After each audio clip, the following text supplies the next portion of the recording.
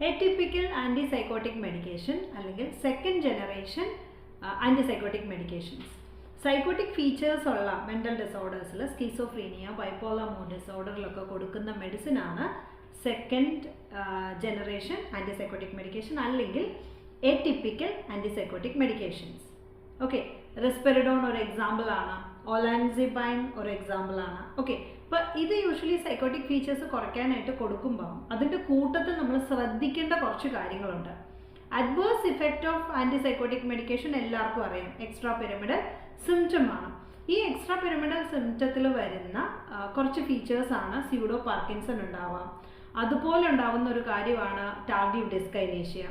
ഈ pseudo Parkinson വരുമ്പം Parkinson ആണോ എന്നല്ല, എന്നാൽ അതിൻ്റെ സിംറ്റംസ് ഉണ്ടാവുക, ഗേറ്റ് ഇംബാലൻസ് ഉണ്ടാവുക, ട്രമറിങ് ഉണ്ടാവുക, ഷഫിൾഡ് ഗേറ്റ് ഉണ്ടാവുക.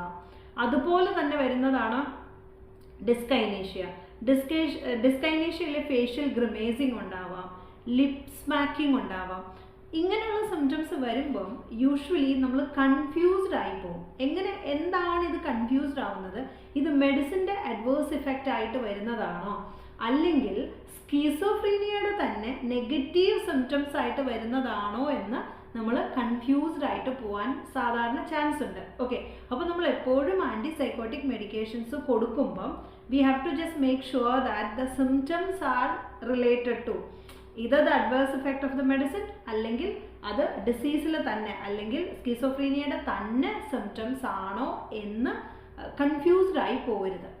ഓക്കെ, അപ്പം എപ്പോഴും എല്ലാ ഈ സിംറ്റംസും എങ്ങനെ നമ്മൾ മാനേജ് ചെയ്യും? മെഡിസിൻ്റെ ഡോസ് ഒന്ന് കൺട്രോൾ ചെയ്യുന്നത് വഴി ഈസി ആയിട്ട് നമുക്ക് മാനേജ് ചെയ്യാവുന്നതേ ഉള്ളൂ. ഓക്കെ, അപ്പം അതായത് ഡോസ് കുറയ്ക്കുക.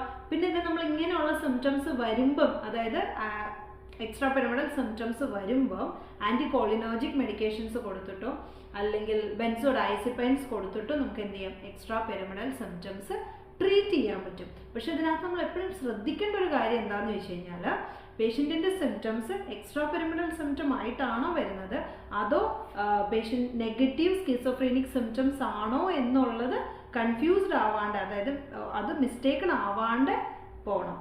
ഓക്കെ, അപ്പം അതെപ്പോഴും ഒരു കൺഫ്യൂഷനായിട്ട് നമ്മളെപ്പോഴും വർക്ക് ചെയ്യുമ്പോൾ സംഭവിക്കുന്നതാണ്. അപ്പോൾ ഈ ഒരു കാര്യം പ്രത്യേകം ശ്രദ്ധിക്കണം. ഓക്കെ.